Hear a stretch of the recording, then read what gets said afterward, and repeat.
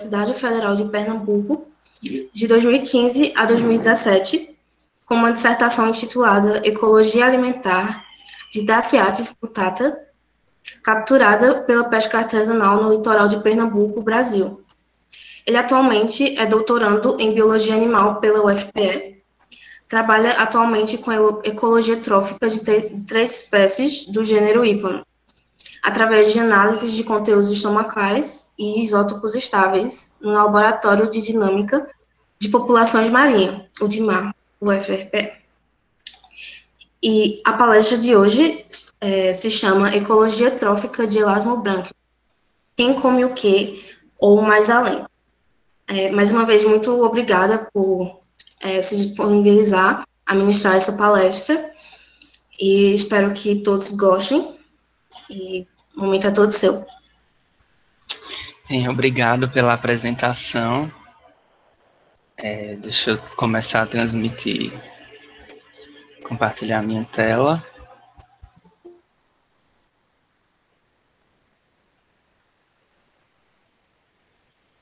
Vocês estão vendo minha tela? Sim. Tá, então, muito obrigado pelo convite. Para mim é uma honra poder voltar ao PET depois de tanto tempo, 10 anos, para falar um pouco sobre minha linha de pesquisa, que a gente dedica tanto tempo e acha tão bom quando tem a oportunidade de falar um pouco do que a gente faz. Então, como ela já falou, meu nome é Aristóteles Felipe, eu sou aluno de doutorado do PPG-BA, na UFRPE, e sou orientado pela professora Rosângela Lessa, que é coordenadora do DIMAR, que é o Laboratório de Dinâmica de Populações Marinhas. Então, como o convite foi falar sobre a minha linha de pesquisa, eu vou falar um pouco sobre a minha pesquisa no doutorado, mas eu também vou tentar fazer com que vocês entendam um pouco dos temas que eu abordo nesse meu doutorado. Então, eu vou apresentar para vocês 2 metodologias que eu utilizo para estudar ecologia trófica de elasmobranquios. E vou mostrar um pouco dos meus resultados do meu doutorado, que eu devo apresentar em 2022, e também alguns resultados de uns trabalhos que eu gosto e que eu acho que facilita o entendimento. Então, para começar, né, por que estudar alimentação? Então, para qualquer espécie, a alimentação ele vai ser um fator determinante em diversos aspectos da biologia desse animal. No caso dos peixes, ela geralmente é bem determinante com relação à sua abundância e distribuição. Então, estudar a dieta desses organismos, eles podem nos ajudar a entender melhor, nos ajudar a entender a razão, por exemplo, de padrões migratórios ou até de algumas adaptações anatômicas. E eles podem revelar variações ontogenéticas ou sazonais, que são mudanças na dieta ao longo do desenvolvimento ou numa escala temporal, relações de cadeia trófica que não são tão evidentes, partição de recurso, competição e uma série de outros aspectos da biologia desses animais. Por exemplo, como a gente pode, através da ecologia trófica, entender melhor uma adaptação anatômica, eu trouxe para vocês o exemplo do Ixistius brasiliensis, que é conhecido como tubarão-piolho, e se vocês observam a mandíbula desse animal, ele tem uma mandíbula um tanto estranha, né? Os dentes da mandíbula superior, eles são curtos e finos, que são ótimos para fixar, para gerar atrito, e os dentes da mandíbula inferior, eles são maiores, se assemelham a uma lâmina, e eles são serrilhados, que são dentes com função cortante. E como a ecologia trófica nos ajuda a entender essa adaptação anatômica? Essa espécie de tubarão, ele se alimenta de pedaços de animais maiores que ele, como cetáceos, golfinhos, baleias, ou até peixes ósseos de tamanho grande, como alguns peixes pelágicos. Então, ele se prende no corpo desse organismo, com auxílio desses dentes da mandíbula superior, que dão uma fixação, e insere os dentes da mandíbula inferior no corpo desse animal. Aí ele dá um giro, então ele consegue fazer um corte circular, arrancar um pedaço desse animal que ele se fixou e depois ele vai embora. Então, só para exemplificar para vocês como a gente consegue entender melhor a função de de um dente, por exemplo, se a gente estuda a ecologia trófica do animal. Isso a gente falando numa abordagem numa escala menor, né, a nível individual. Mas a gente pode usar a ecologia trófica em abordagens em escala maior, em abordagens ecossistêmicas, por exemplo. E são vários os artigos que usam essas informações para analisar, por exemplo, eventos de cascatas tróficas mediadas pela diminuição na abundância de algum organismo, que já aconteceram, ou até mesmo prever eventos através de modelos onde você consegue fazer cenários e ver o que acontece, por exemplo, no ecossistema, se determinada espécie foi extinta ou se ela diminui sua população. Um exemplo é esse trabalho do Reithaus, eu acho que ele é de 2007, esqueci de colocar aqui, que eles conseguiram detectar a diminuição da população de um bivalve, que tinha uma importância econômica, que ela foi mediada pela pesca no predador de topo daquele ecossistema, que era uma espécie de tubarão. Então, a população de tubarões diminuiu com o tempo, eles tinham dados de abundância, em uma escala temporal, eles sabiam da ecologia trófica dos organismos que lá ocorria, então eles conseguiram identificar esse efeito de cascata trófica, onde o tubarão, que era o predador de topo, diminuiu sua abundância, e o mesopredador, que era o alimento do tubarão, que era uma espécie de raia, aumentou demais a sua população. E o alimento dessa raia era justamente esse bivalve, que era de importância econômica nessa região. Então, esse bivalve ele começou a ter um declínio populacional, porque a população do seu predador começou a aumentar, uma vez que não tinha mais o controle no topo da cadeia. Então, isso gerou prejuízos ecológicos e também prejuízos econômicos. Então, isso foi só um comercial para vocês verem o quão é importante e interessante estudar a ecologia trófica, porque muitas vezes quando a gente fala de trabalho de dieta ou trabalho de ecologia trófica, a gente sempre imagina aquela coisa da interação trófica, quem come o quê. E meio que desvaloriza esse tipo de pesquisa. Só esses dados de quem come o quê, ele já tem uma importância imensa. Mas esses trabalhos, eles podem ir muito além da interação trófica. Então, a minha proposta hoje é apresentar para vocês duas das metodologias que eu aplico na minha tese, que é uma metodologia mais tradicional para análise de ecologia trófica, que é a análise dos conteúdos estomacais, e uma relativamente mais recente, que são as análises de isótopos estáveis. E que eu uso essas duas metodologias no intuito de uma completar a informação da outra, e a gente ter uma ideia melhor sobre o fluxo de energia nos ecossistemas. Licença, Sim. Felipe, tem gente falando no chat que a apresentação, ela tá no modo apresentador, se você pode mudar a apresentação. Se eu souber onde é, eu posso. Será que é aqui? Não.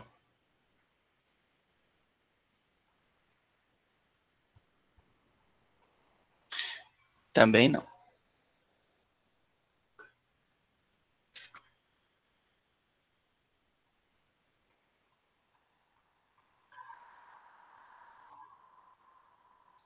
Acho que agora foi, né? Sim, agora foi, tá certo. Tá. Então, continuando, o meu trabalho,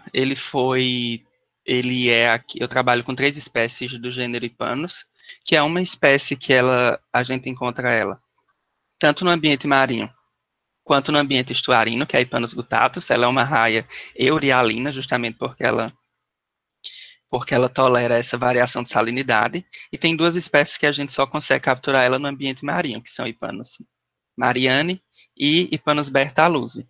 Então, a gente tem coletas dentro do estuário do Canal de Santa Cruz e mais 2 pontos fora do estuário, numa área próxima à ilha de Itamaracá e uma outra região de coleta em Ponta de Pedras. E assim a gente amostra esses 2 ambientes. Então, a primeira metodologia que eu vou apresentar para vocês é a análise de conteúdos estomacais, e para isso eu apresento a vocês o aparelho digestivo de um elasmobrânquio, nesse caso, de uma espécie de tubarão. Então, aqui na foto à esquerda, a gente pode observar o tubarão com o abdômen aberto, e a gente consegue ali identificar já o intestino e vários dos órgãos acessórios. E aqui, na foto da direita, o aparelho digestivo extraído, onde a gente consegue identificar desde do esôfago até o reto. Então, esse é o nosso material de trabalho para análise de conteúdos estomacais. Existem outras metodologias, eu acho que eu posso falar sobre isso depois, se alguém tiver interesse nas perguntas. E com essa análise de conteúdos estomacais, a gente consegue estudar uma série de questões da biologia e da ecologia trófica desses animais, porque ela nos permite fazer uma identificação taxonômica do que ele se alimenta. Então, a gente consegue fazer uma série de análises quantitativas, como periodicidade e frequência alimentar, estratégia alimentar, sobreposição de dieta, mudanças ontogenéticas, entre várias outras coisas. Então, a primeira coisa que a gente faz, né, é obter o estômago, nesse caso, que a gente trabalha com o estômago. E antes de abrir o estômago, uma coisa interessante é verificar o grau de repressão estomacal, ou o índice de vacuidade, que pode ser feito tanto apalpando o estômago e classificando ele em uma categoria, 25% preenchido, 50% preenchido, ou você pesa o estômago, depois você abre, retira o conteúdo e pesa novamente, e aí você vai ter um índice de vacuidade. E o que esse tipo de informação ele pode nos revelar? E aqui, por exemplo, eu trago um exemplo da minha dissertação de mestrado, que eu trabalhei com uma espécie de raia, que nós tínhamos uma captura noturna e uma captura diurna. E o índice de estômagos vazios, quando a gente capturava o indivíduo durante o dia, era muito maior do que quando a gente capturava durante a noite. Além do que durante a noite tinham muito mais estômagos cheios, né, 75% preenchidos, do que quando a gente pegava durante o dia, que geralmente estava 50%, 25% preenchido. E isso nos deu a ideia de que isso pode ocorrer porque a espécie pode ter um hábito alimentar noturno, né? Então, quando a gente capturava de noite, a gente capturava o indivíduo em atividade de alimentação. Quando a gente capturava o indivíduo durante o dia, ele já estava em repouso, com menos atividade, basicamente digerindo o que ele tinha se alimentado durante a noite.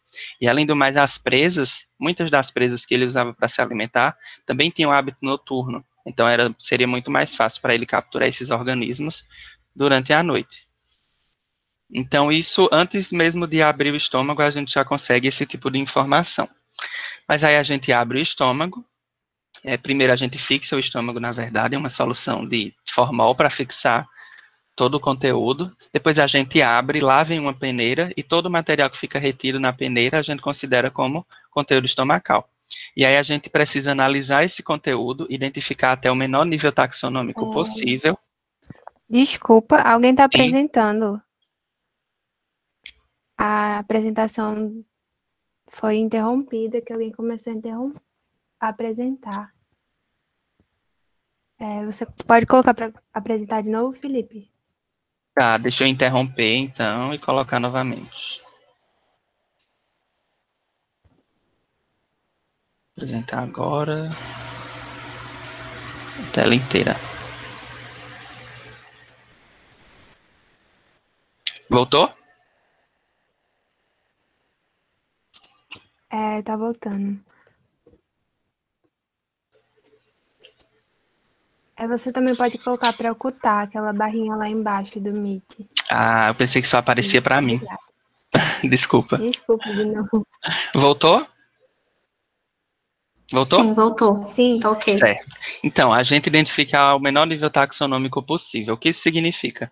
Muitas vezes a gente pega uma presa, a gente consegue identificar que é um crustáceo decápode, que é um braquiura, que viu lá a pata natatória, sabe que é um portunídeo. E aí, quando a gente vai tentar chegar a gênero ou espécie, a estrutura que a gente ia precisar, por exemplo, a contagem de espinhos interoculares, ela não está presente ou porque foi digerida ou porque durante o processamento o animal acabou cuspindo aquela parte. Então a gente para até onde a gente consegue identificar sem induzir algum erro.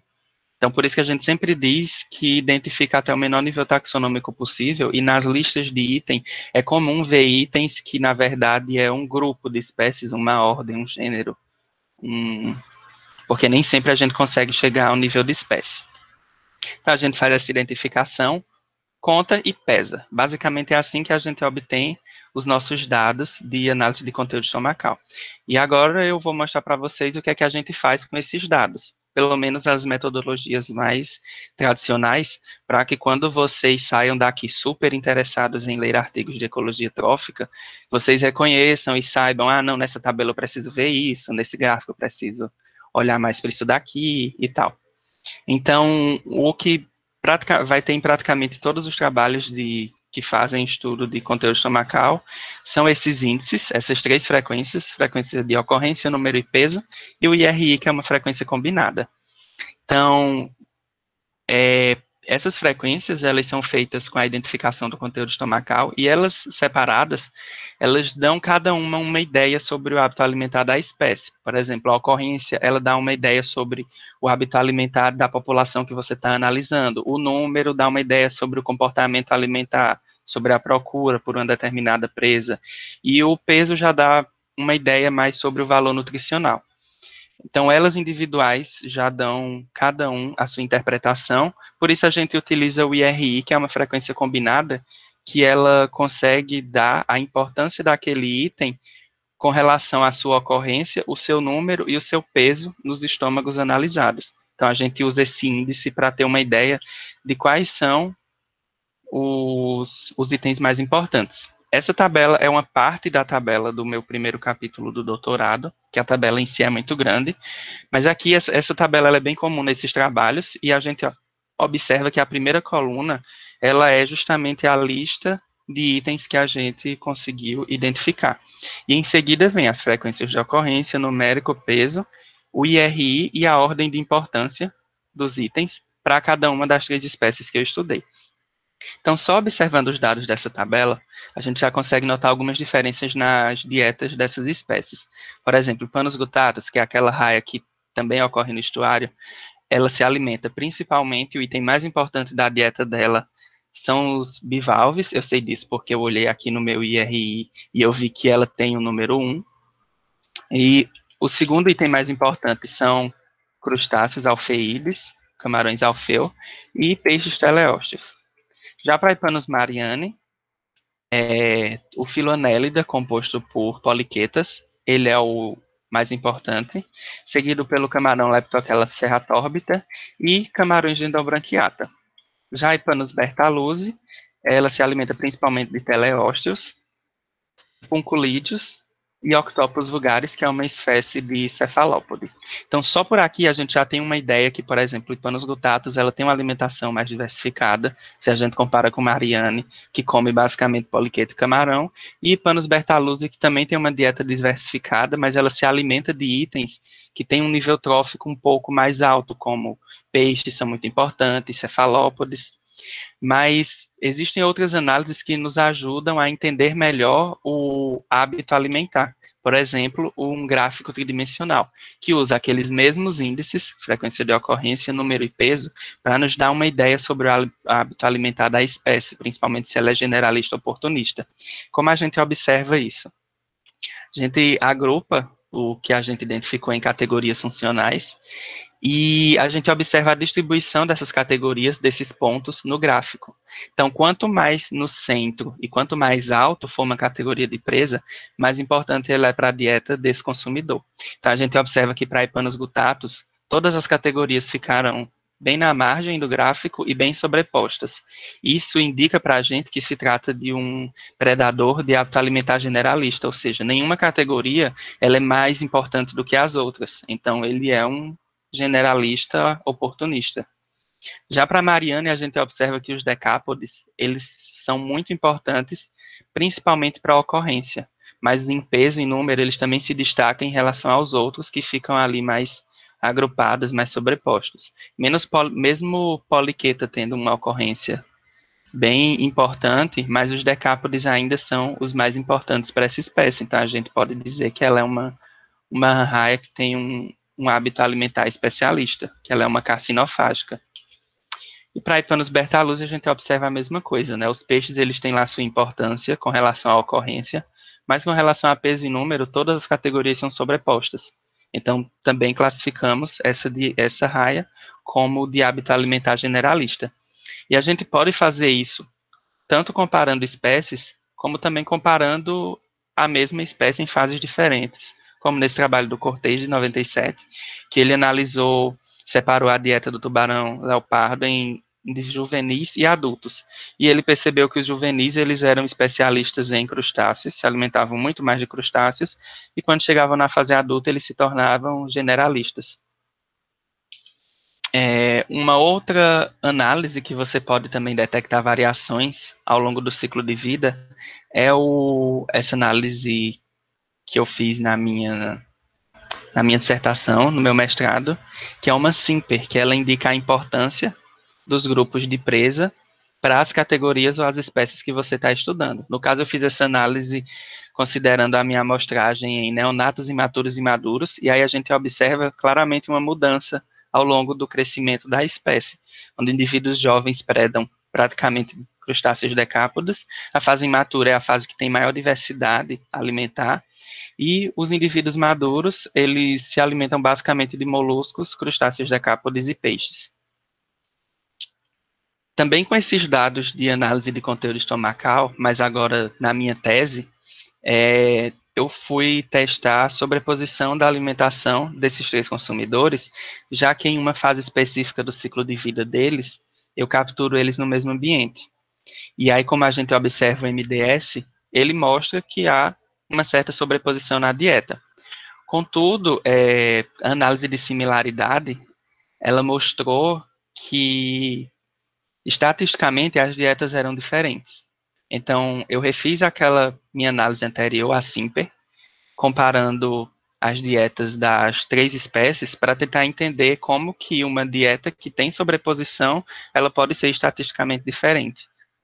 E o que a gente encontrou foi que, embora esses animais se alimentem, tenham muitos itens em comum, se alimentem de muitas presas em comum, eles usam essas presas em proporções diferentes. Então, por exemplo, os itens que são mais importantes para Epanos guttatus não são os itens que são mais importantes para Bertaluse e para Marianne, e assim vai. Então, isso faz com que essas espécies possam co-ocorrer no mesmo ambiente, no mesmo ecossistema, sem necessariamente competir pelo mesmo recurso, mesmo utilizando o mesmo recurso, já que elas utilizam eles em proporções diferentes. Então, é um indicativo de que provavelmente não há competição entre essas 3 espécies, mesmo quando elas ocorrem no mesmo ambiente. E isso já dá uma ideia de que elas também podem ter uma importância ecológica diferente, que a gente geralmente engloba todos, são raias, então, são raias demersais, então comem o que está no fundo, basicamente tem a mesma função ecológica. Mas não necessariamente, se elas se alimentam em diferentes proporções, elas podem não necessariamente ser equivalentes ecológicos. Aqui uma outra coisa interessante que eu queria mostrar para vocês, também fruto da análise do conteúdo estomacal, é que para Epanos guttatus, que é a espécie que ocorre no estuário, um dos itens mais importantes foi o camarões alfeide, né? E 2 espécies de camarões alfeu, que ocorrem no estuário. E uma coisa que eu sempre falo quando a gente estuda ecologia trófica, que faz análise de conteúdo estomacal, é que a gente precisa entender não só a biologia da espécie que a gente estuda, mas também a biologia das espécies que a nossa espécie-alvo se alimenta. Porque, às vezes, um determinado item ele é abundante, simplesmente ocorre muito, ele é importante na dieta da espécie, simplesmente porque ele é abundante no local, ainda mais quando é uma espécie generalista oportunista. Mas, às vezes, essa presa tem uma característica biológica que deixa ela mais vulnerável para essa espécie. E aí foi quando eu li esse trabalho de Carqueja de 95 que me abriu os olhos para o que poderia estar acontecendo no canal de Santa Cruz. Esse trabalho aqui à esquerda, que é de Marusca e Tricas, de 98, eles mostram como a raia, uma espécie de raia, ela consegue perceber vibrações causadas na água pela natação de um anfípode. E assim ela consegue sentir a vibração que esse anfípode causa, nadando, então consegue localizá-lo e capturá-lo. Isso porque os elasmobrânquios, de modo geral, eles têm uma série de mecanismos de se situar no meio ambiente. Então, eles têm mecanorreceptores, eles têm mecanotáteis, eles têm um olfato excelente. Então, eles são, por isso que eles são predadores tão eficientes. E esse camarão, que foi muito importante para a dieta de guttatus, ele também é conhecido como camarão pistola, porque ele tem uma quelípoda desenvolvida que, quando ele fecha, ele libera uma bolha que viaja em alta velocidade e gera uma onda de choque. Essa onda de choque eles usam tanto para se defender de predadores, quanto para neutralizar presas, no caso de espécies predadoras. Então, o que pode acontecer nesse caso, que faz com que essa espécie seja tão abundante nos estômagos, é que esse animal, ele também cava tocas no sedimento, ele constrói tocas no sedimento, onde ele fica ali nessa toca. E Panos gutatus é uma raia demersal, ela não só vive associada ao fundo, como ela se alimenta de organismos que também são associados ao fundo, ela tem hábito escavador, então ela fuça o substrato à procura do seu alimento. Então, o que pode acontecer é que esse organismo, esse camarão alfeu, ele estando numa toca no substrato, quando ele provoca o estalo, ou para se defender, ou para se alimentar, é possível que Hipanos gutatus perceba a presença dele pelo estalo, tanto pelo barulho do estalo, quanto pela vibração da onda de choque que é provocada na água. E Hipanos gutatus, muito provavelmente, ela se alimenta por sucção. Ela movimenta de forma muito rápida grandes quantidades de água pela boca, que faz com que ela capture o alimento sugando ele. Então, provavelmente, o alfeu estala, faz a sua onda de choque, e Panos gutatus percebe a presença, identifica a toca desse organismo e suga, e faz a sucção na toca, e aí consegue capturar esse camarão. Uma outra evidência de que a predação ocorra dessa forma é que já é bem conhecida a relação simbiótica que existe entre camarões alfeídeos e alguns peixes gobídeos. Esses peixes, eles só utilizam a toca que o alfeu constrói para se proteger.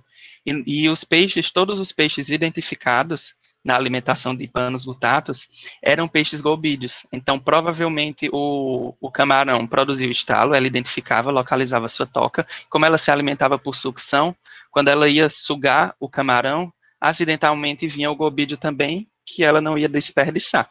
Então, obviamente que isso são suposições, mas que a gente realmente acredita que seja isso que acontece devido às nossas evidências. E tudo isso a gente conseguiu descobrir analisando conteúdo estomacal, né? Todas essas informações que eu apresentei para vocês, sejam elas sobre sobreposição, hábito alimentar, estratégia de predação, foi tudo em cima do que a gente encontrou dentro dos estômagos, identificou, pesou e contou, só. E esses são só alguns exemplos que eu achei interessante para trazer, mas tem uma série de trabalhos muito maravilhosos que trazem informações lindíssimas, tendo como base dados de análise de conteúdos estomacais. Então, a segunda metodologia que eu gostaria de apresentar para vocês, agora que a gente acabou com a análise de conteúdos estomacais, são as análises de isótopos estáveis, que é uma metodologia relativamente mais recente, e que dá um resultado e um entendimento um pouco diferente, porque se a gente parar para pensar, quando eu analiso um estômago, eu vejo o que aquele indivíduo acabou de comer, eu vejo a última refeição dele. E se eu faço análise de isótopos estáveis, eu posso ter acesso à alimentação a longo prazo daquele consumidor. E eu vou mostrar mais a vocês mais para frente por quê.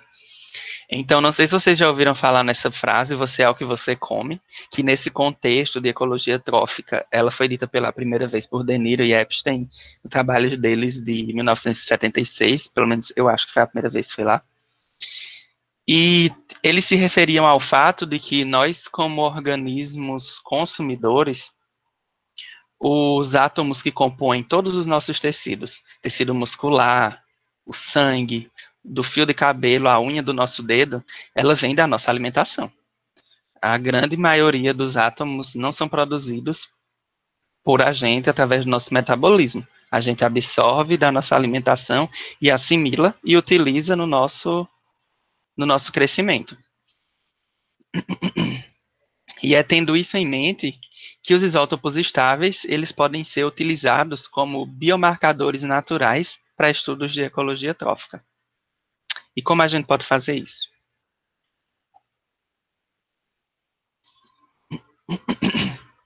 Primeiro de tudo, a gente precisa relembrar o que é um isótopo, né? E para isso eu vou usar como exemplo o átomo de carbono.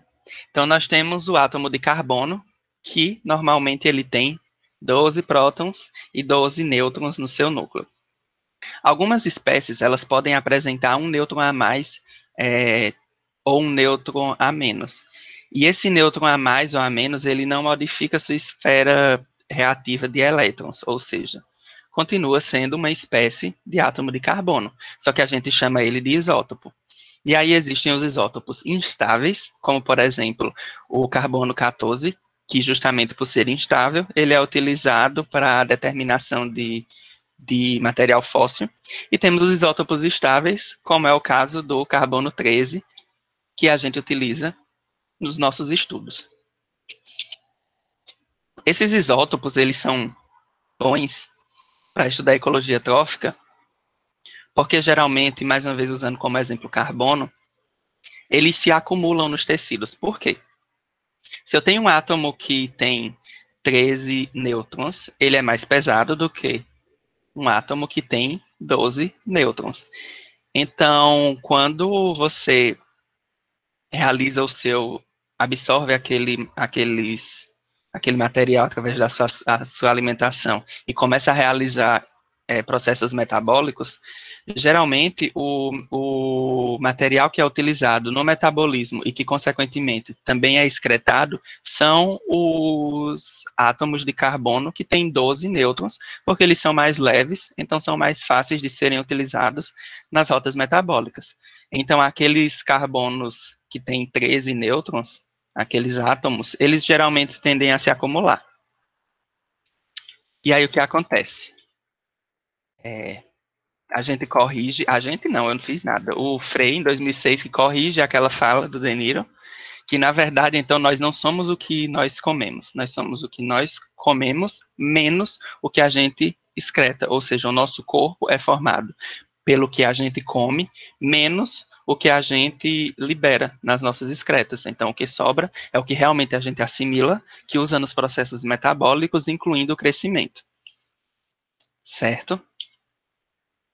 Então, tendo isso em mente que o átomo de carbono, ele tem essa capacidade de se acumular nos tecidos, a gente precisa entender dois aspectos dos isótopos para poder saber como utilizar eles na ecologia trófica. Um é o fracionamento isotópico, que é como ele se comporta ao longo da teia trófica, digamos assim, e o outro aspecto é a taxa de turnover do tecido que eu quero analisar. E eu vou discutir cada um desses pontos logo em seguida. Então, eu vou mostrar para vocês a aplicação de isótopos estáveis, de análises de isótopos estáveis de carbono 13 e nitrogênio 15, porque são os isótopos que eu uso. Mas existem outros isótopos que são também utilizados em estudos de ecologia trófica para diferentes fins, e que é importante que vocês saibam que eles existam. Então, geralmente os isótopos que são utilizados são esses cinco, isótopo de hidrogênio, de carbono, nitrogênio, oxigênio e enxofre. Então, para a gente obter para a gente utilizar esses isótopos no nosso estudo, a gente obtém uma amostra da nossa espécie alvo, do nosso consumidor, digamos, e analisa um espectrômetro de massa de razão isotópica, que através dessa fórmula que eu estou apresentando aqui para vocês, ele vai nos dar um valor que é baseado na razão dos isótopos, o isótopo mais leve e o isótopo mais pesado na nossa amostra, dividido por um padrão pré-estabelecido, que para o carbono 13 é o beleminito de Pd, e para o nitrogênio 15 é o atmosférico, menos 1 vezes 1000. Então, a gente vai ter um número em partes por mil, que representa essa razão dividida por um padrão. Esse padrão é universal e facilita a comparação, né, dos meus dados com o dado de qualquer outra pessoa. Então, é assim que aquele resultado que vem na planilha lindo, ele é fruto dessa fórmula. Então, tá. O que a gente precisa saber para poder decidir se vai usar o isótopo? A gente precisa saber como esses isótopos se comportam, ou seja, como é o fracionamento do isótopo. Então, por que eu uso carbono 13 e nitrogênio 15? O carbono 13, ele tem uma taxa de fracionamento muito baixa, quase zero. O que é essa taxa de fracionamento? Toda vez que ele muda de um nível trófico para outro, ou seja, toda vez que ele é ingerido, digerido e assimilado, ele sofre uma modificação leve, pequena. Então, isso significa que, pensando, obviamente que existem mais detalhes, que se vocês quiserem se aprofundar, eu posso indicar alguns trabalhos excelentes depois, mas que de modo geral, para vocês entenderem o conceito de uma forma mais ampla, seria mais ou menos assim. Tem os produtores primários, né, que vão capturar o carbono do ar atmosférico, que vai usar nos seus ciclos metabólicos e também no seu crescimento. Então, o corpo dos produtores de uma planta, por exemplo, folha, caule, flor, tudo é composto de carbono que ela capturou no ar. E no ar tem tanto carbono 13 quanto carbono 12. Só que diferentes plantas, plantas C3, plantas C4 ou plantas CAN, que têm metabolismo diferentes, elas vão utilizar mais ou menos desses isótopos de carbono 13. Então, naturalmente elas vão ter diferentes composições isotópicas no seu tecido quando você vai analisar. Mas a gente já sabe que ao longo da teia, essa composição não muda ou varia muito pouco. Então, o que acontece? Eu tenho uma determinada planta que tem uma certa quantidade de carbono 13 e carbono 12 no seu tecido, que faz com que ela tenha como se fosse uma assinatura isotópica.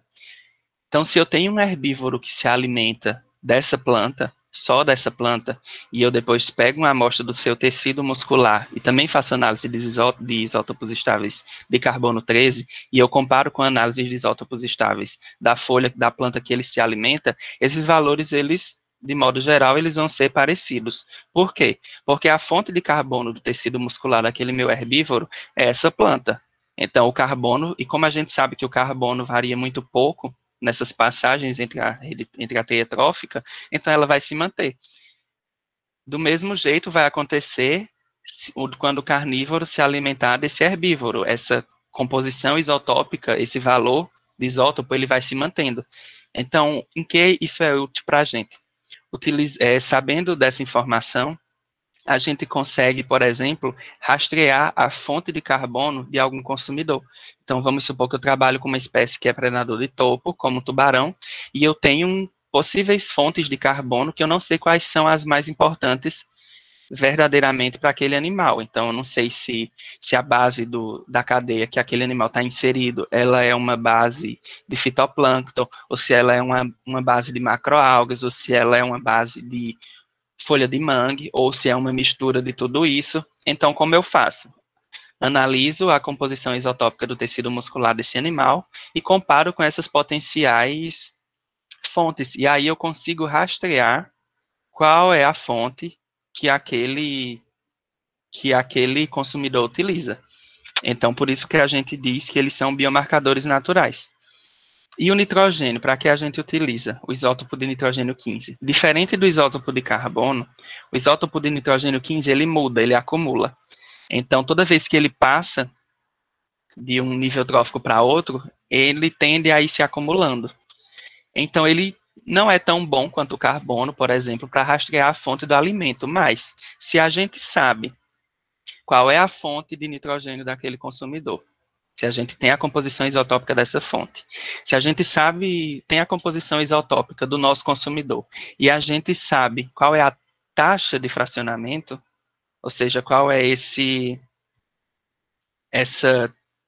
a taxa de mudança toda vez que ele passa de um nível trófico a outro, a gente consegue estimar com exatidão em qual nível trófico aquele consumidor se alimenta, porque basicamente, de forma geral, a gente consegue saber quantas vezes esse isótopo ele já se acumulou, quantas vezes ele já saltou de um nível para outro na teia trófica. Então, a gente consegue usar ele para estimativas de nível trófico.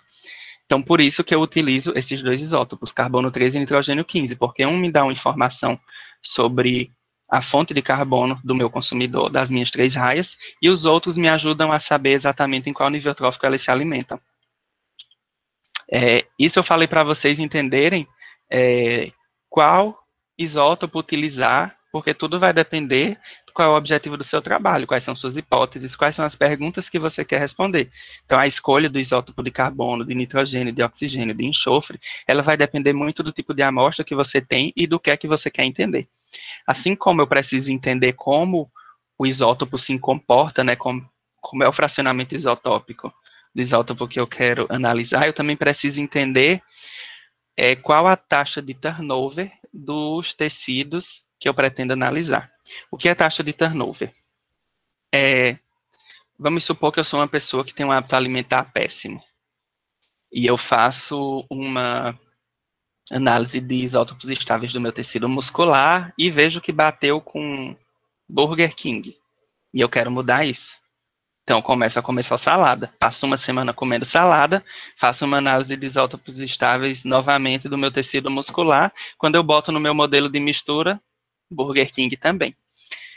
Por que não mudou? Se eu passei uma semana com uma dieta totalmente diferente. Porque a fonte ainda é a mesma. Por causa da taxa de turnover do meu tecido. Eu, como um mamífero, de crescimento lento e metabolismo desacelerado, eu tenho uma taxa de turnover baixa. O que isso significa? Que a troca celular dos meus tecidos, ela é lenta.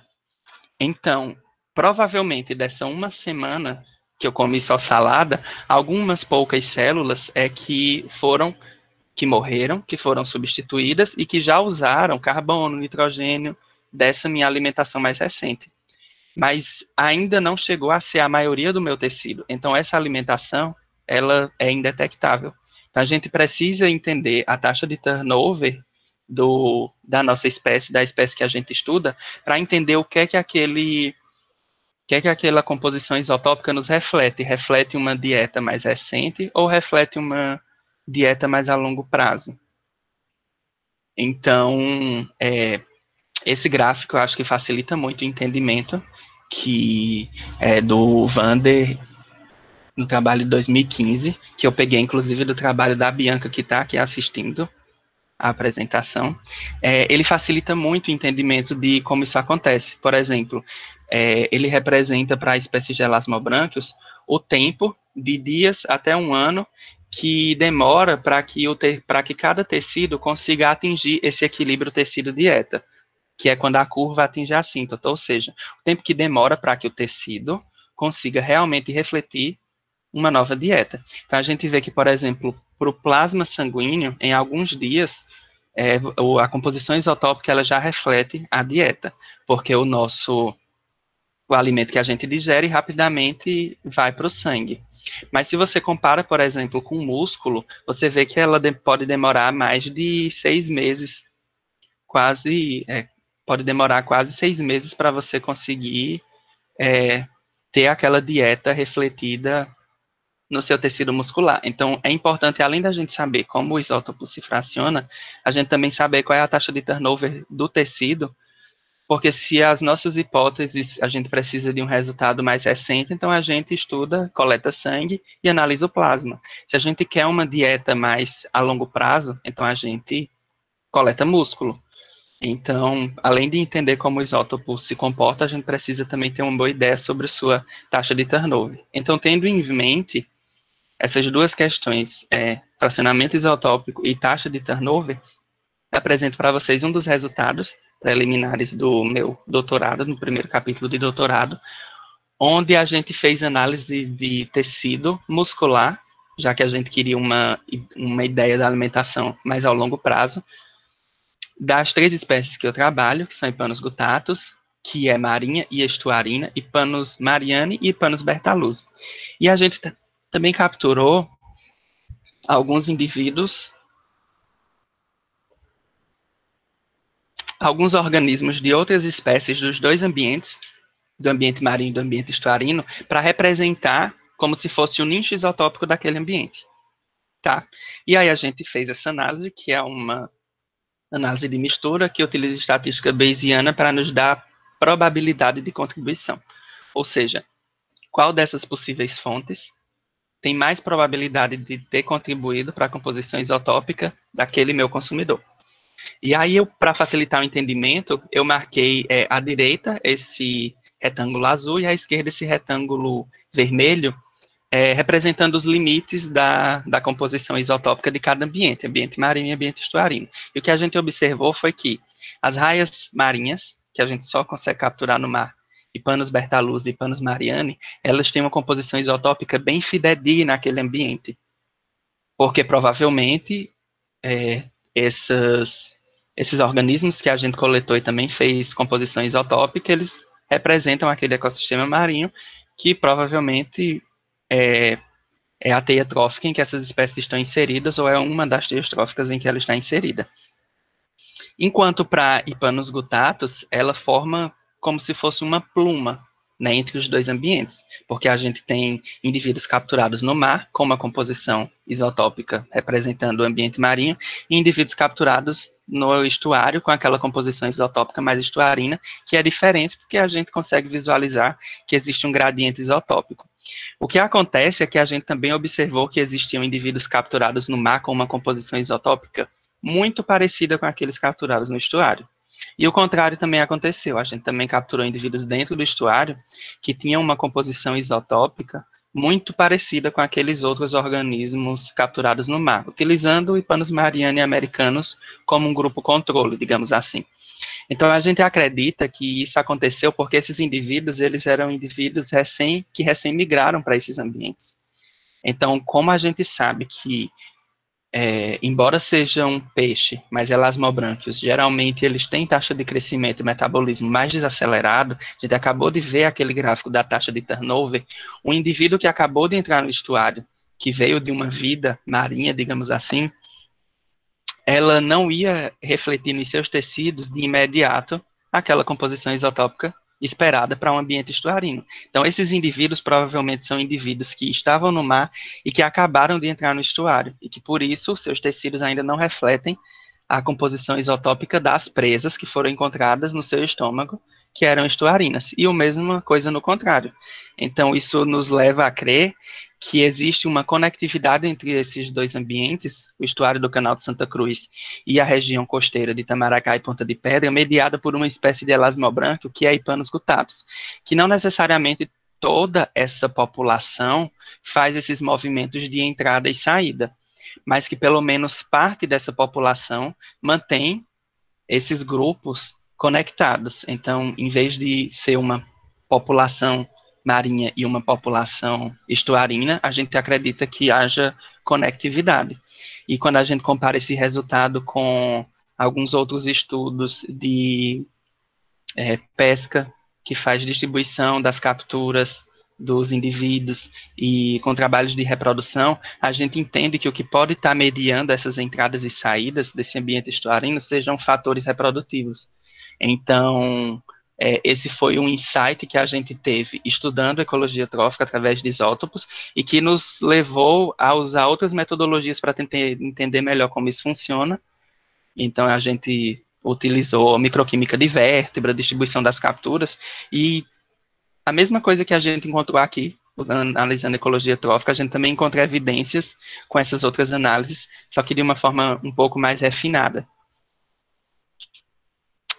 Uma coisa também interessante que a gente observou é que tinham alguns indivíduos neonatos ou jovens do ano de Ipanus bertaluzzi, que tinham uma composição isotópica de nitrogênio muito parecida com os adultos, o que era estranho porque os indivíduos adultos se alimentavam de organismos de nível trófico muito mais alto do que os indivíduos jovens de um ano, né?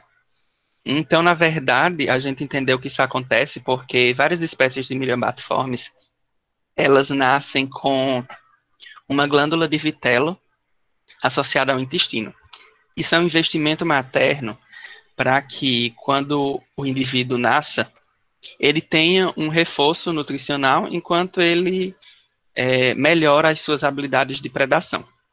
E, além de todo o seu corpo ter sido formado de tecido composto de material proveniente da mãe, ele ainda, e que já demoraria um certo tempo para ser trocado, né, para que os seus tecidos e órgãos pudessem atingir o equilíbrio tecido-dieta, eles ainda nascem com essa glândula de vitelo associada ao intestino, que é um vitelo proveniente da mãe. Então, quando a gente encontrou esses indivíduos jovens com nitrogênio lá em cima, não significava que eles tinham um nível trófico extremamente alto, mas significava que aquela composição isotópica, ela refletia uma contribuição materna e não a alimentação ainda. Então, a gente precisa ter em vista de que quando a gente trabalha com indivíduos jovens que têm esse tipo de contribuição, a gente tem que levar em consideração a influência da composição isotópica da mãe. Então, foi uma coisa bem interessante. Eu não sei como está o meu tempo. Alguém poderia me dizer? Se eu ainda tenho um tempinho para falar de nível trófico? Tem sim, Felipe. Bom, então, eu mostrei para vocês essas duas metodologias, né, análise de conteúdos estomacais e análise de isótopos estáveis, como elas podem trazer resultados interessantíssimos para a gente entender diversos aspectos da ecologia dos animais, e um desses resultados que a gente consegue ter é sobre o nível trófico, que a gente até falou aqui, falando dos isótopos estáveis. E o que é o nível trófico, né? Ele representa um conjunto biótico possuindo semelhantes hábitos alimentares, ou seja, é um nível de nutrição a que pertence o indivíduo ou uma espécie, que indica a passagem de energia entre os seres vivos presentes na cadeia ou teia alimentar. E como a gente consegue determinar o nível trófico de um organismo? Tanto pela análise de isótopos estáveis de nitrogênio 15, como a gente já viu, mas também pela análise de conteúdos estomacais. Se a gente pensar que o nível trófico de um consumidor nada mais é do que o nível trófico proporcional do que ele se alimenta, mais um. Afinal de contas, ele está um nível acima do que ele come. Então, esse trabalho do Cortez, de 1999, ele sugere essa metodologia de estimativa de nível trófico, e ele não só apresenta essa metodologia, como ele faz uma revisão bibliográfica e compila todos os trabalhos de alimentação da época e calcula o nível trófico para todas as espécies de tubarão que tinha alguma informação publicada ou em literatura cinza. E aí a gente observa que a maioria das espécies, elas ficam com nível trófico entre 4 e 4,5 das espécies estudadas na época, né? Esse outro trabalho, que é mais recente, que é do Andrés Navias, ele é colombiano, e ele fez na Colômbia algo parecido. Ele compilou dados de trabalhos de ecologia trófica, de análise de conteúdos estomacais, e calculou o nível trófico para uma série de elasmobrânquios, né, tubarões e raias, e comparou o valor do nível trófico com o tamanho do animal. E ele encontrou uma relação positiva, ou seja, quanto maiores eram os indivíduos, maior era o nível trófico. Inclusive, espécies que se repetiam em diferentes grupos, diferentes classes de tamanho, elas também seguiam essa tendência. E isso abre espaço para uma série de discussões, né? Que, por exemplo, indivíduos maiores têm uma boca maior, que faz com que tenha uma gama de possibilidades maiores de presas em potenciais. Também abre discussão sobre a habilidade de predação desses organismos maiores. E na minha tese, eu também fiz a estimativa de nível trófico, né, utilizando as duas metodologias, a análise de isótopos de nitrogênio 15 e as análises de conteúdo estomacal. E eu encontrei valores bem parecidos para as três metodologias, o que mostra que são metodologias bastante eficientes. E, por fim, eu queria apresentar esse trabalhinho aqui, que é eu esqueci de colocar o autor, erro meu, mas enfim, é um trabalho muito interessante que ele faz estimativa de nível trófico. Uma das coisas que ele faz é a estimativa de nível trófico para várias espécies de elasmobrânquios, que estão aqui citadas na legenda, espécies de tubarão. E aí ele faz essas estimativas usando tanto o isótopo de nitrogênio 15, quanto análise de conteúdos estomacais, e ele pode ver que os valores são parecidos. E eu acho esse resultado interessante porque muitas vezes a gente tem a tendência de ignorar metodologias mais tradicionais e tentar trabalhar com... várias vezes a gente, durante a academia, ouve a coisa, você trabalha com isso que está na moda, trabalha com isso que está em mais evidência, vai ser mais fácil de publicar. Eu acho que quanto mais metodologia nova surgir para estudar ecologia trófica ou qualquer aspecto da ecologia dos animais que surja, melhor. Mas eu não acho que isso é motivo para a gente negligenciar uma abordagem mais tradicional que ainda seja eficiente. Então, eu acho que a escolha da metodologia, quando a gente vai trabalhar com ecologia trófica, e também se quiser expandir para qualquer ramo da ecologia, é saber se aquela metodologia é adequada para o seu trabalho. Você tem hipóteses, você tem perguntas que você quer responder. Então, a escolha da metodologia deve ser em cima de uma metodologia que vá testar melhor essas hipóteses que você tem, que vá melhor responder essas perguntas que você está se propondo a responder. Então, Várias vezes, quando eu quis entrar no mestrado e trabalhar com ecologia trófica, utilizando conteúdos estomacais, ou até mesmo no doutorado, algumas pessoas até falavam, mas isso é ultrapassado, não faz isso não sei o quê. E eu acho que você tem que trabalhar com a metodologia que for adequada e que tiver disponível, que você tenha acesso. Essas metodologias mais novas, elas são muito boas para você trabalhar com métodos não letais ou pouco invasivos. Você pode fazer análise de isótopos estáveis sem precisar sacrificar o animal. Você pode coletar uma amostra de tecido e liberar o animal. E trabalhar e estudar a sua ecologia trófica. No meu caso, eu trabalho com espécies que elas ocorrem na pesca. Algumas delas ocorrem como espécie-alvo, tem um petrecho de pesca direcionado para a espécie, e às vezes elas ocorrem como fauna acompanhante, ou bycatch, como é conhecido, que é quando o petrecho ele é direcionado a uma outra espécie, um outro grupo, e acidentalmente acaba capturando também esses indivíduos. E independente da minha amostragem ou não, esses organismos eles serão pescados. Então, ir a campo, o meu campo, no caso, é o desembarque da pesca, e negligenciar toda a informação contida dentro de um estômago, que inclusive é descartável, porque ele não é consumido, acho bem ruim. Então, queria encerrar aqui a minha apresentação com essa reflexão, e também um outro capítulo do meu doutorado é uma análise de teia alimentar, onde eu fiz uma compilação de trabalhos de dieta no Canal de Santa Cruz, que é uma das minhas áreas de estudo, e eu quero saber a função e a importância ecológica de Panos guttatus, que é a espécie de elasmobranquio que ocorre lá, nessa teia trófica. Então, a gente montou a teia e faz alguns modelos de previsão. Por exemplo, se eu tirar a Panos guttatus, o que é que vai acontecer? Eu tenho outros organismos que são equivalentes ecológicos que vão ocupar a sua função, ou vai causar um problema a nível de gerar um efeito de cascata trófica. E eu só estou fazendo esse trabalho hoje com essa abordagem mais ampla, porque antes de mim, diversas outras pessoas fizeram trabalhos mais simples, digamos assim, de análise de conteúdo estomacal. Foram lá, capturaram uma espécie de peixe, analisaram o conteúdo e publicaram num congresso. Ou foram lá, estudaram uma espécie de pássaro, viram o que ela comia e fizeram sua monografia, o que a gente considera como pesquisa mais básica. Então, estou falando isso para que a gente aprenda a valorizar um pouquinho mais a nossa pesquisa. A gente tem a mania de, quando assiste uma palestra ou lê um artigo, que tem aquelas pesquisas mais abrangentes, a gente olhar para a nossa pesquisa de forma meio torta. E a gente tem que entender que toda pesquisa é importante, que qualquer pesquisa é válida. Geralmente, quando a gente vê aquelas pesquisas que têm uma abordagem em escala maior, em escala regional, né, em escala, às vezes, até global, se a gente olhar bem, a gente vê que muitas vezes eles usaram dados locais. Então, se a gente quer melhorar a pesquisa brasileira, a gente tem que começar do zero.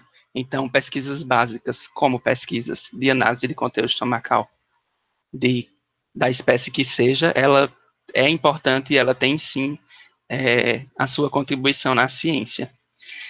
Então, bom, eu gostaria de agradecer a todas essas instituições que contribuem para o desenvolvimento dessa minha pesquisa, FACEP, o DIMAL, o CNPq, a UFPE, a UFRPE, a CAPES e o PPGBA.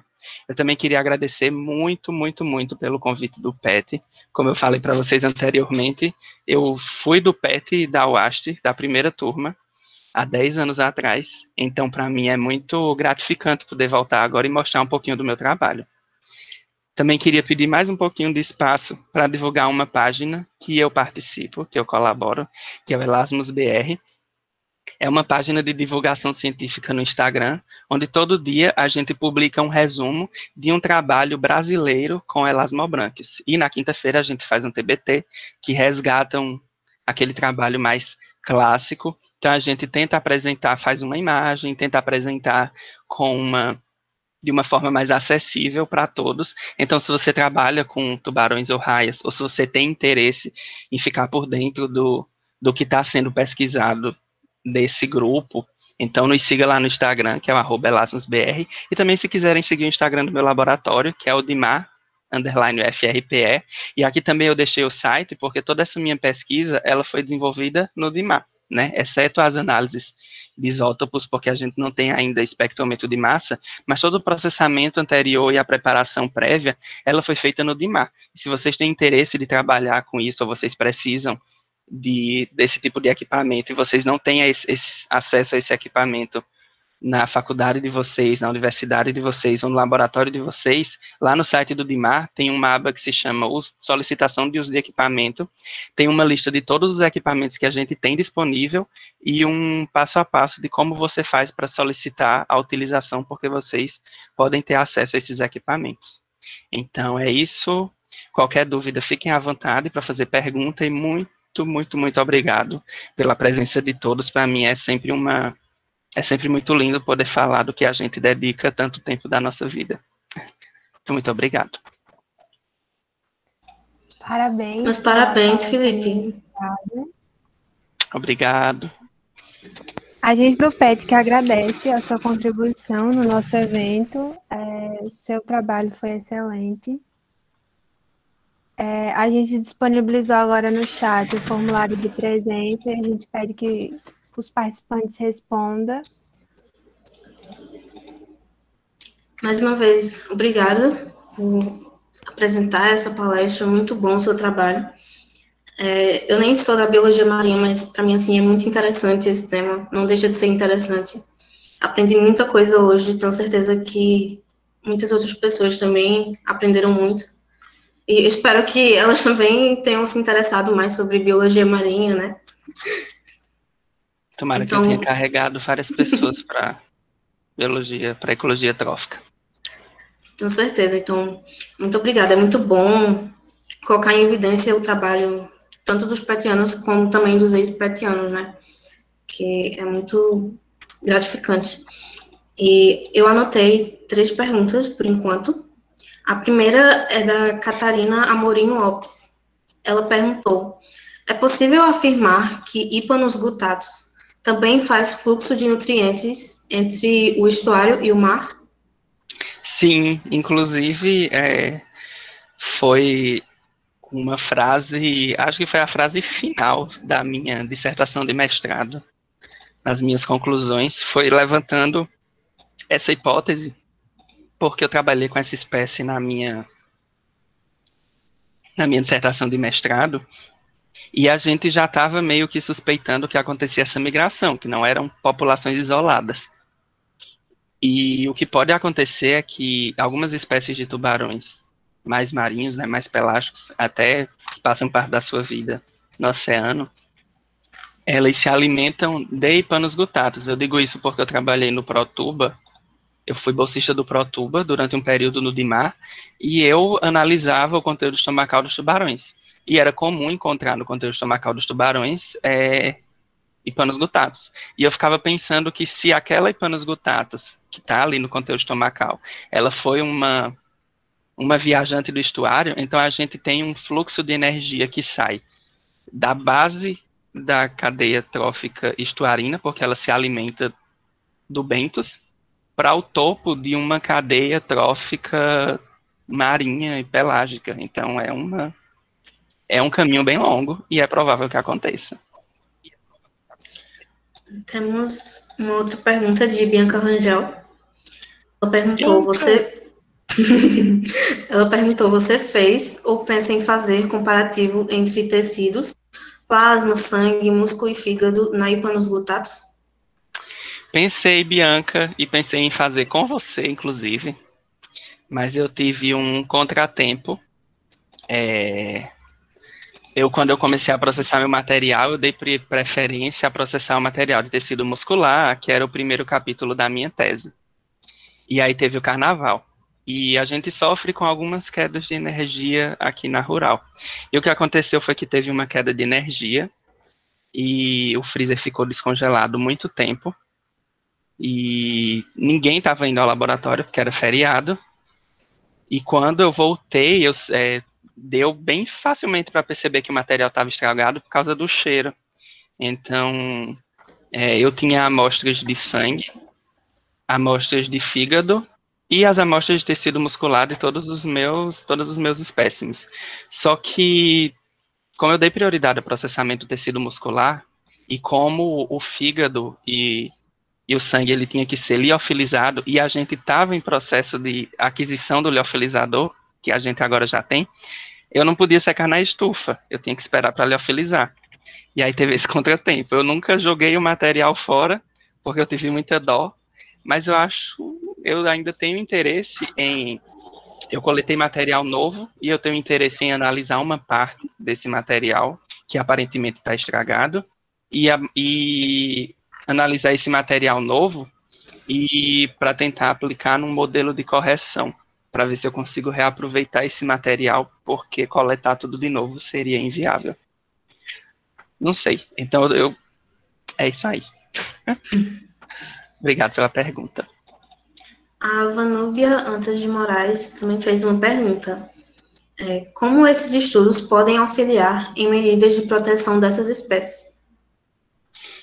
Como eu falei, a gente pode utilizar a ecologia trófica numa abordagem mais local até uma abordagem mais ampla. Então, por exemplo, lembra que eu falei daquele trabalho que detectou que o declínio populacional de uma espécie de bivalve que tinha valor econômico, que tinha importância econômica, foi mediada pela pesca excessiva de um tubarão que era predador de topo, que gerou um evento de cascata trófica, que é chamada de efeito top-down, né? Quando ele vai do topo para baixo e bottom-up quando ele vai de baixo para cima. Então, a gente também pode utilizar alguns modelos para prever esse tipo de acontecimento.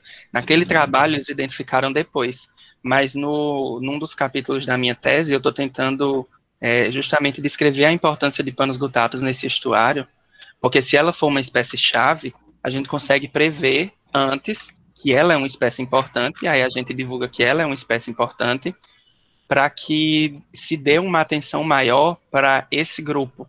Não que esse grupo seja mais importante do que os outros grupos, mas existem espécies que suportam mais uma pressão pesqueira do que outras.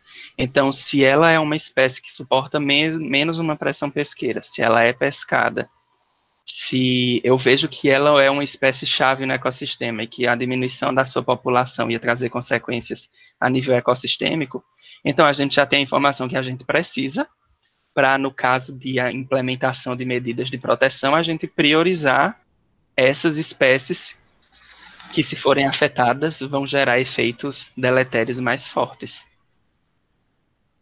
Muito bom. A Bianca Rangel fez outra pergunta. Vocês já estão fazendo análises de isótopos no laboratório de vocês? E se sim, aceitam parcerias?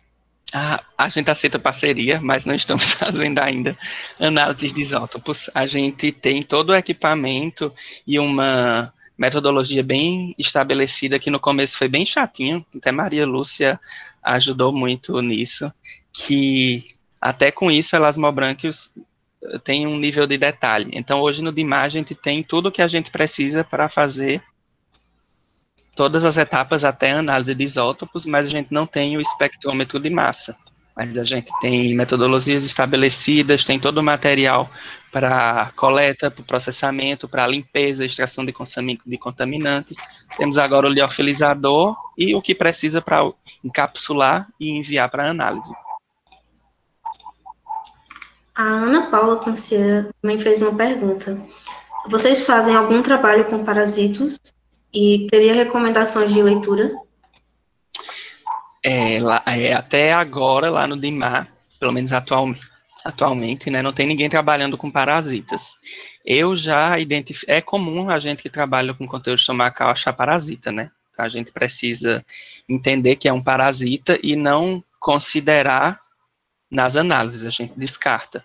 Mas o máximo que a gente já chegou com relação a parasita foi isso. Saber que era um parasita e retirado da análise, já que não é um alimento.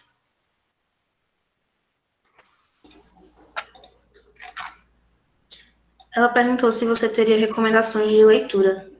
Olha, eu lembro que eu já li um trabalho uma vez sobre métodos de fixação de parasitas, porque eles são bem sensíveis, né? E alguns grupos, se você tem, por exemplo, aquelas tênias que às vezes acontecem em intestino de tubarão, não é só pegar e colocar no formol, pegar e colocar no álcool, porque eles são bem sensíveis.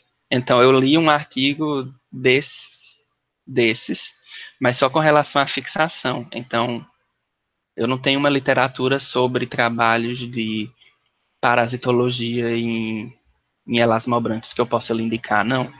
Eu posso lhe indicar esse.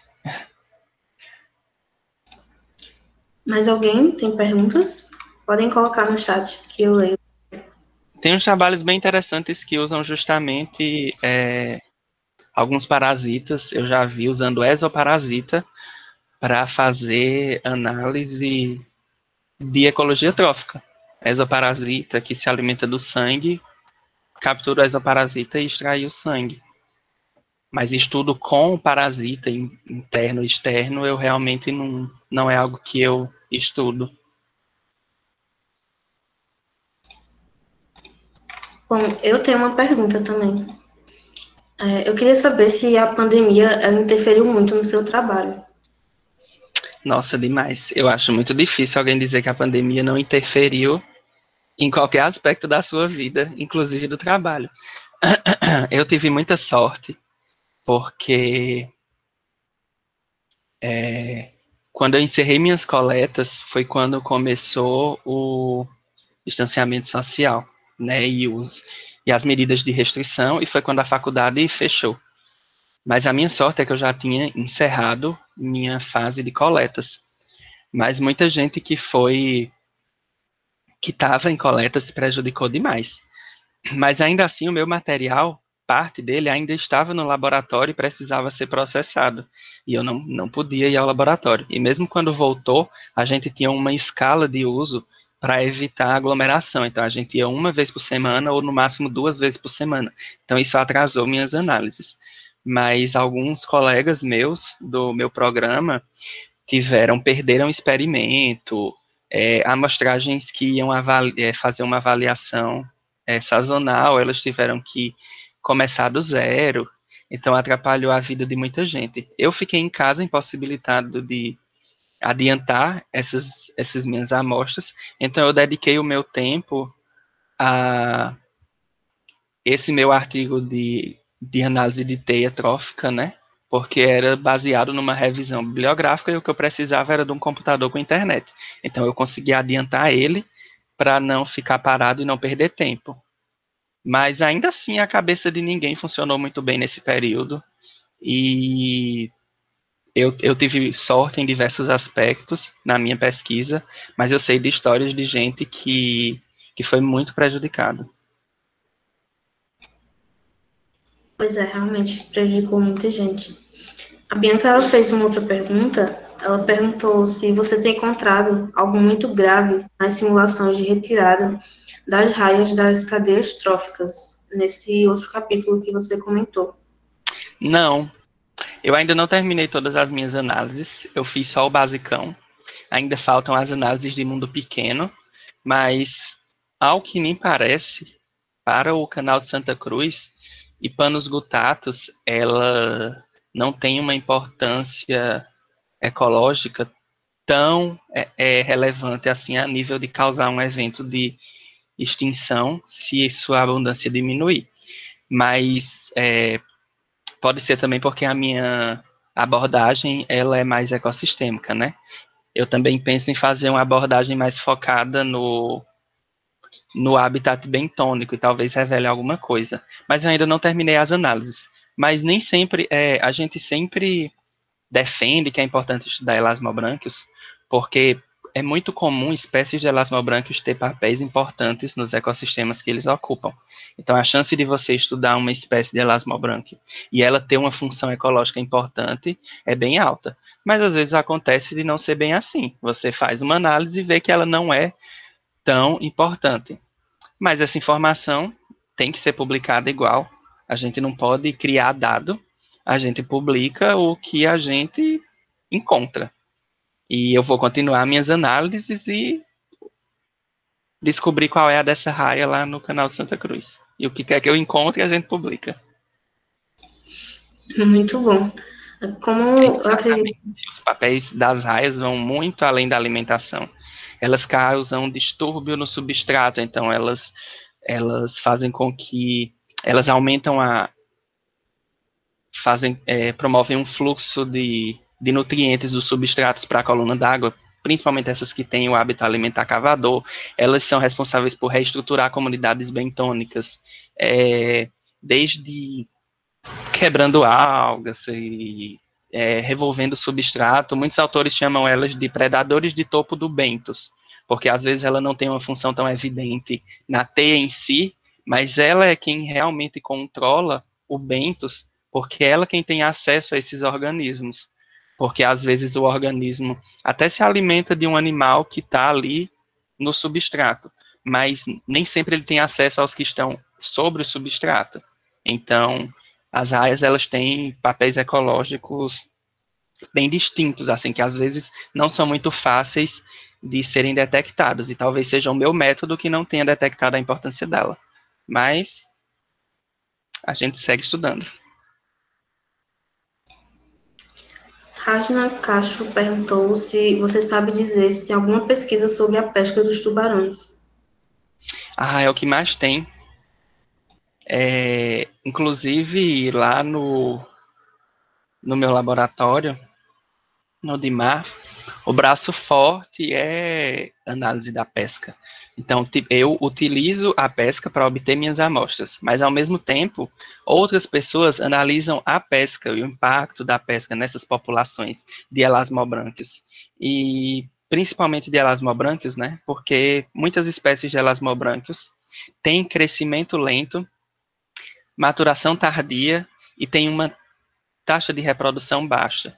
Então, a gente não pode achar que uma espécie de peixe teleósteo que se reproduz e que libera 1.000 ovos por reprodução e que cresce rápido possa sofrer a mesma, e uma espécie de elasmobrânquio que demora 10 anos para atingir maturidade, que só se reproduz 1 ou 2 vezes por ano e que tem 2 a 3 filhotes por gestação. A gente não pode aceitar que essa espécie ela receba a mesma pressão pesqueira que essas outras espécies. E o laboratório que eu trabalho e outros laboratórios também aqui no Brasil, eles trabalham muito em cima disso, de mostrar como essas espécies elas são vulneráveis e medidas alternativas de manejar a pesca, porque a gente tem que sempre entender os dois lados, né? Existe uma população que muitas vezes depende daquele recurso para alimentação e para vender e etc e tal. Mas a gente também tem que entender que um colapso daquela espécie vai ser ruim para todo mundo a longo prazo. Vai ser ruim para o ecossistema e vai ser ruim para ele, que depende daquele recurso para sobreviver. Então, quando a gente fala em manejar a pesca, não é proibir, não pode pescar. Óbvio que proíbe quando vê que a espécie está num declínio populacional muito avançado. Mas a abordagem principal é tentar manejar, tentar ver como é que dá para utilizar aquela espécie sem necessariamente levar ela a um colapso. Então, a gente não pode pensar que quando a gente, aquele grupo ali trabalha com a pesca de elasmobrânquios, já ficar assustado e pensar, vai vir aqui proibir a gente de pescar. Não necessariamente é isso, né? E no fim das contas é o melhor para todo mundo. Mas você quer que eu indique trabalho, é isso? Ou se você for facilmente, se você for no Google Acadêmico, colocar como Fisher e Elasmo Branco, alguma coisa do tipo, você vai achar tonelada. Ou você pode ir no currículo da minha orientadora, que é Rosângela Lessa, vai sobrar trabalho de pesca de Elasmo Branco.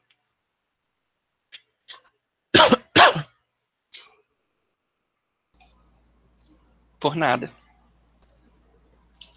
Bom, como tem muitas pessoas assistindo a sua palestra que ainda estão na graduação, eu queria saber se onde você trabalha, se você conhece alguma oportunidade de estágio para alunos da graduação, mesmo que seja à distância. Eu não conheço estágio à distância, se está acontecendo algo do tipo nesses laboratórios. Mas o DIMAR, posso falar pelo laboratório que eu trabalho,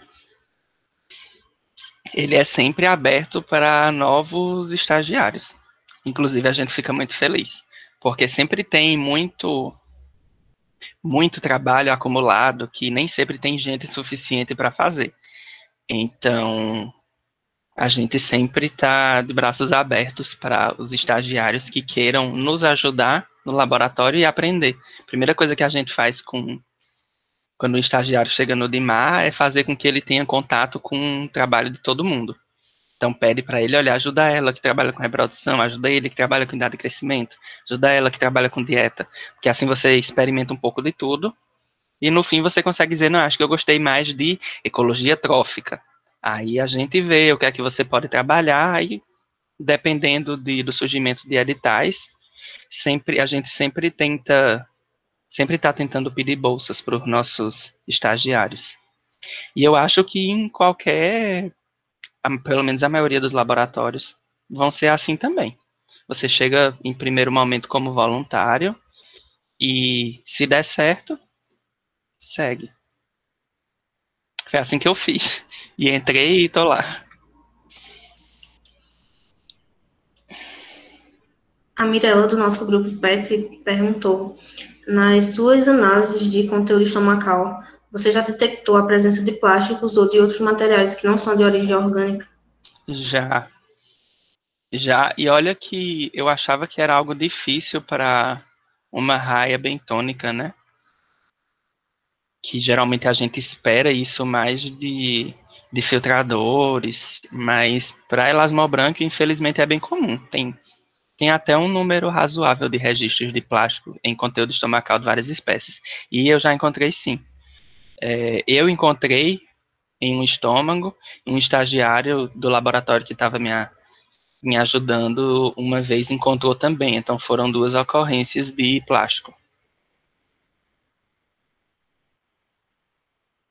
E é isso. Mas alguém tem alguma pergunta?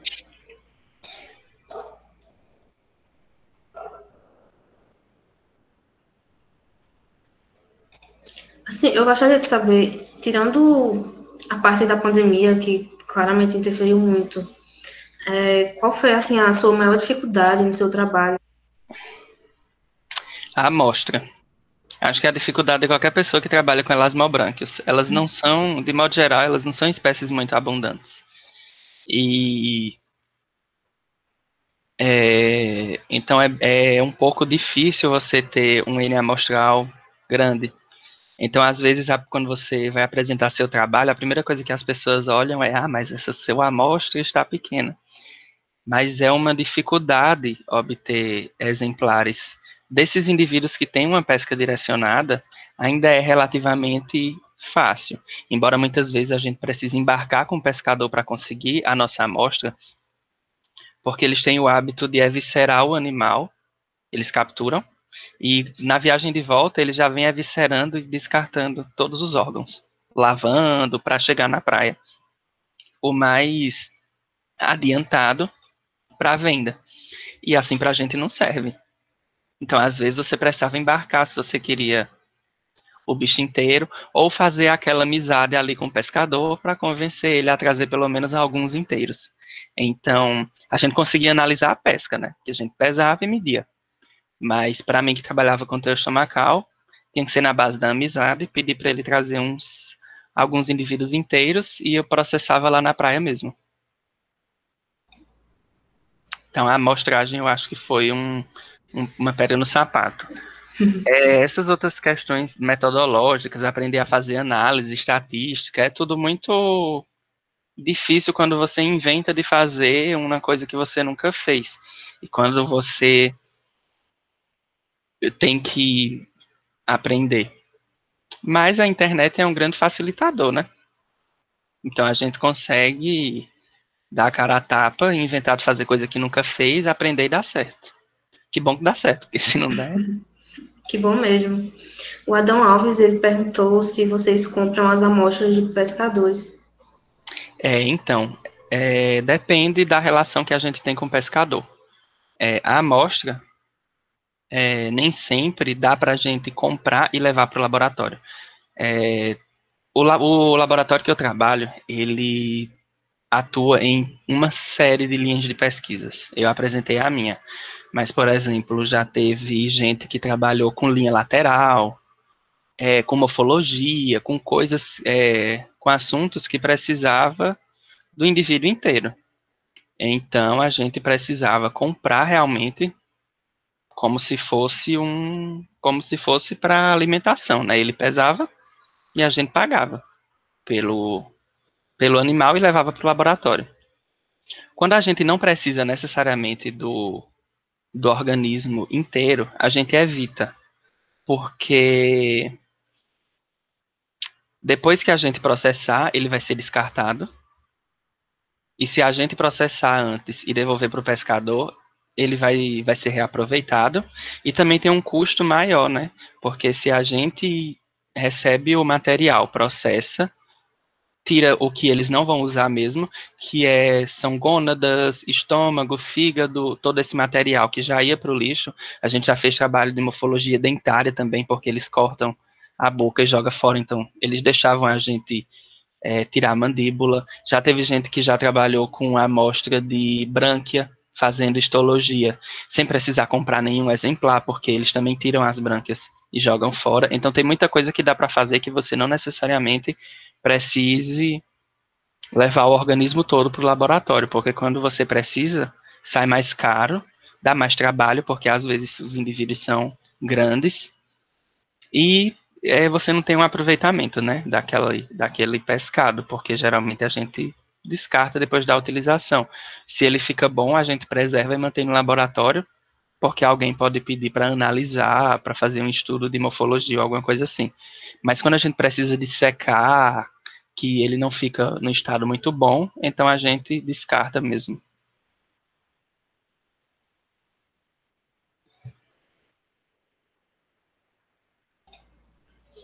Mais alguém tem dúvidas?